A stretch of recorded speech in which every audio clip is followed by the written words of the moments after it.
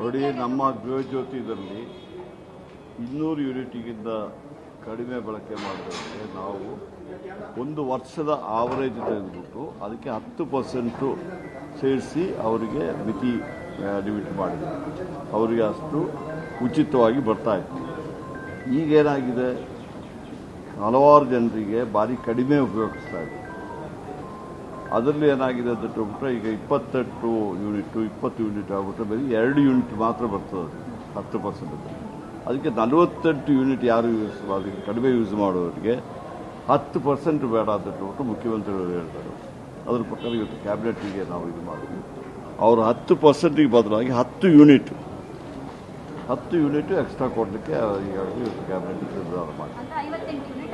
ಇಲ್ಲ, 48 ಯೂನಿಟ್ ಇದ್ದವರಿಗೆ ಕಡಿಮೆ ಇದ್ದವರಿಗೆ 10 ಅದೇ 58 ಯೂನಿಟ್. ಹೌದು, ನೆಕ್ಸ್ಟ್ ಬಿಲ್ಲಿಂಗ್ ಡೇಟಿಂದ ನೋಡ್ಬೋದು. ಬಿಲ್ಲಿಂಗ್ ಡೇಟ್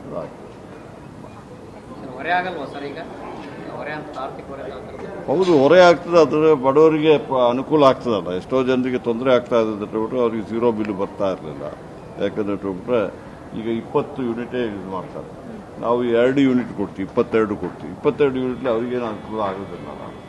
ಈಗ ಪ್ರಕಾರ 10 ಯೂನಿಟ್ ಹೇಳ್ಬಿಟ್ರೆ 20 ಯೂನಿಟ್ಗೆ ಇನ್ನೊಂದು 10 ಯೂನಿಟ್ 30 ಯೂನಿಟ್ ಬರ್ತದೆ. ಅದಕ್ಕೆ ಆ ಪರ್ಸೆಂಟೇಜ್ ಕಡಿಮೆ ಬಳಕೆ ಮಾಡಿದವರಿಗೆ ಪರ್ಸೆಂಟೇಜಿನಿಂದ ಏನು ಅನುಕೂಲ ಆಗೋದಿಲ್ಲ.